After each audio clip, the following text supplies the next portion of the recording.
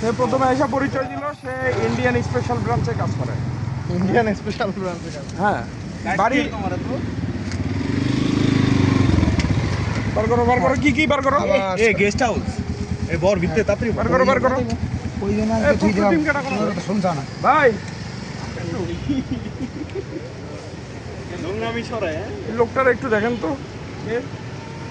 আসে জিজ্ঞাসা করলাম পরিচয় কি, বলে আমার বাড়ি বেনাপোল, আমি ইন্ডিয়ায় থাকি, ইন্ডিয়ান স্পেশাল ব্রাঞ্চে কাজ করি। কাট ওই মাশাআল্লাহ সাথী রোডে ইন্ডিয়ান স্পেশাল ব্রাঞ্চ এই যে বহুত কাগজপত্র, ও আরো আছে হ্যাঁ, ডকুমেন্ট ও এগুলো একটু তাকে বলবে একটু দেখেন তো ব্যবস্থা একটু ইয়ে করুন তো, দেখুন তো ভাই। কে পাঠাইছে আমার থানায় দিয়ে যান ভাই। আমি একা কাজ বাড়ি আইছি ইন্ডিয়ার সব কিছু চিনে। ইন্ডিয়া ছিল এই দেশি ও ভাই এটা কাছে আমার ইন্ডিয়া বলে ইন্ডিয়াতে চাকরি একটু ইয়ে করেন না ভাই, থানায় একটু ইয়ে দেন না হলে। হ্যাঁ, ওই কার্ড ঠিক আছে, কিন্তু সে তো ইন্ডিয়ার সব কিছু চিনে, কলকাতা সব কিছু চিনে, এভরিথিং।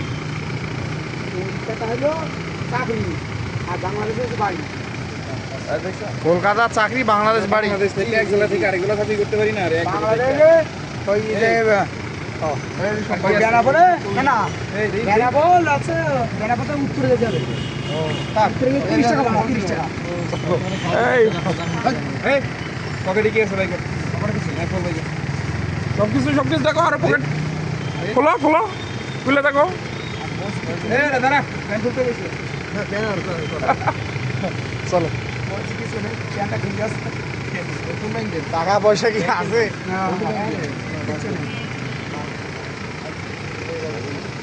চলেন কিভাবে টাকা পয়সা নাই ওই আল্লাহ সালাম